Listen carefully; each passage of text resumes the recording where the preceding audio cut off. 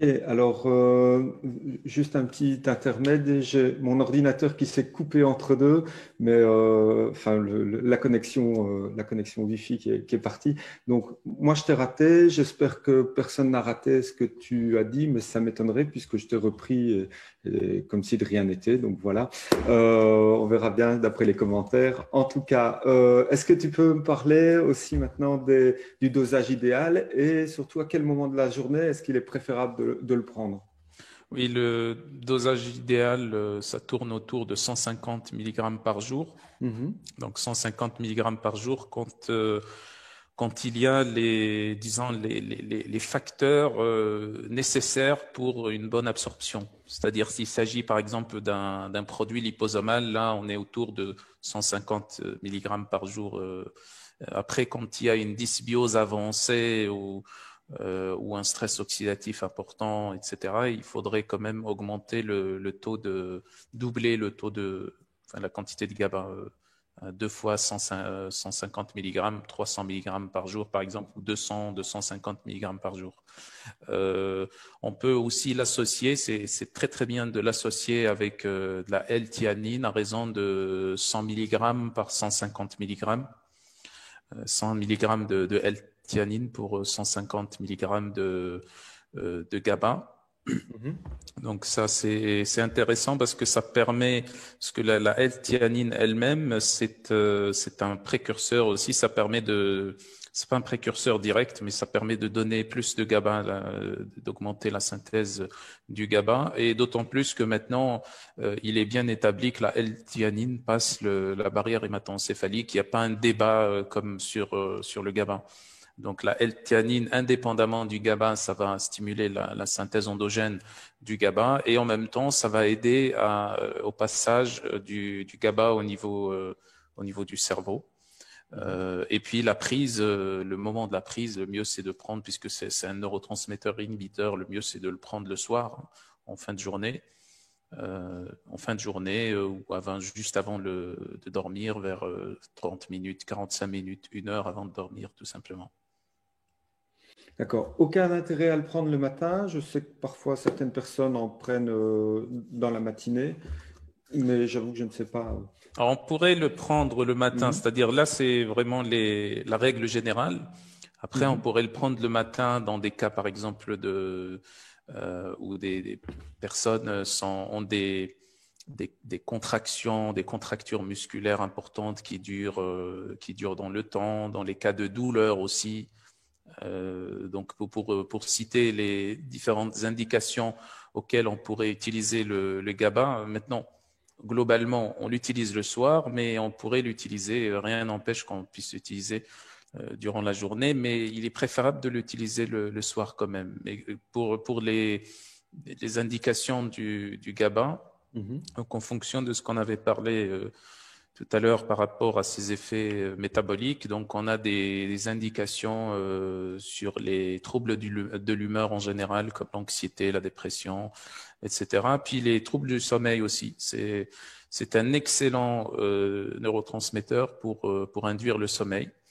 Et puis, parfois, on peut l'utiliser aussi dans les cas du syndrome métabolique, du syndrome prémenstruel, pardon, syndrome Mhm. prémenstruel, parce qu'il y a des contractures, parce qu'il y a des douleurs, etc. Donc, ça permet de calmer un petit peu aussi. On le recommande aussi, mais là, encore une fois, il y a un débat là-dessus, encore une fois, parce qu'il y a une hypothèse, bon, je ne voudrais pas rentrer dans les détails, mais il y aurait une hypothèse comme quoi, dans certains cas précis, le GABA pourrait jouer un rôle d'excitateur dans les cas de troubles du déficit d'attention hyperactivité, TDAH.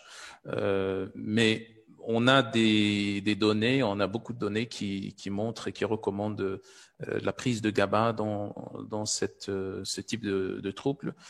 Mais il y en a d'autres certaines données un petit peu minoritaires qui montrent que ça pourrait aggraver la situation. Donc là, il faudrait encore attendre pour confirmer, ou en tout cas, il faudrait faire attention à ça. Il faudrait garder ça dans un coin de la tête pour voir, Mhm.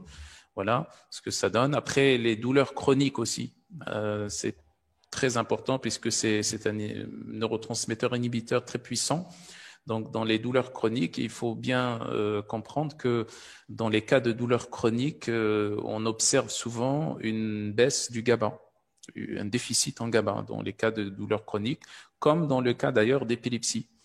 On connaît très bien la fameuse balance glutamate-GABA qui est perturbée dans le cas d'épilepsie. Bien entendu, l'épilepsie, c'est beaucoup plus complexe que ça. Il ne faut pas réduire cette pathologie à un simple déséquilibre glutamate-GABA, bien entendu. Mais quand même, le fait dans l'épilepsie, c'est un fait.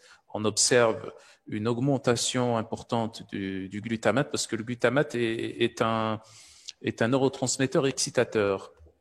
Donc, on ne parle pas du glutamate dans d'autres voies métaboliques. Le glutamate rentre dans beaucoup de voies métaboliques, mais ici, on parle du glutamate comme neurotransmetteur excitateur. Donc, la molécule en elle-même. Voilà. Donc, dans le cas d'épilepsie, on observe qu'on a beaucoup de glutamate dans le cerveau et peu de GABA. Donc, c'est un fait que ce soit maintenant une cause de l'épilepsie ou une conséquence d'autres troubles métaboliques plus complexes ou qu'on ne connaît pas assez, etc. Ça, c'est autre chose, mais c'est un fait qu'on a un déficit de GABA dans les cas d'épilepsie et que le fait de donner du GABA permet d'avoir des effets anticonvulsants, d'espacer les crises d'épilepsie, donc de produire une certaine amélioration pour l'épilepsie. Et puis, on a aussi donc tout ce qui concerne le sportif, puisque le sportif, surtout les sportifs qui s'entraînent le soir, ou en tout cas en fin de journée, ou fin d'après-midi en général, ça produit chez certains des problèmes de sommeil parce que on stimule le système sympathique au cours des entraînements. C'est pour ça qu'il faudrait placer les entraînements le plus tôt possible dans la journée. Et donc, dans ce sens, s'il y a des problèmes de sommeil ou autres, ça pourrait les régler. On a aussi les problèmes de contraction, de contracture musculaire qui restent persistantes après les entraînements, après les compétitions. Et donc là aussi, l'effet myorelaxant du GABA pourrait aussi aider dans ce sens. Et puis également, on a une éventuelle action sur l'anabolisme musculaire aussi, puisque en général, les neurotransmetteurs du parasympathique ou le parasympathique en général, qui est le système de la régénération et de la récupération, induit un anabolisme musculaire, contrairement, donc à contrario avec les lipides ou le tissu adipeux, donc qui lui serait en général par opposition au métabolisme ou à l'anabolisme musculaire, serait en catabolisme. Donc ça, c'est à prouver, c'est des études en cours, mais en tout cas, ce qui est certain, c'est que l'anabolisme musculaire est induit par le GABA. Chez les sportifs, bien sûr, parce que l'anabolisme musculaire ne dépend pas que de ça, ne dépend pas que de la quantité de protéines, de GABA, etc. Ça dépend aussi du stimulus mécanique extérieur qui est l'entraînement en réalité. Okay. Et puis il y a quelques études qui pointent vers un éventuel effet antihypertenseur qui pourrait être dû au GABA, mais rien n'est encore confirmé dans ce sens.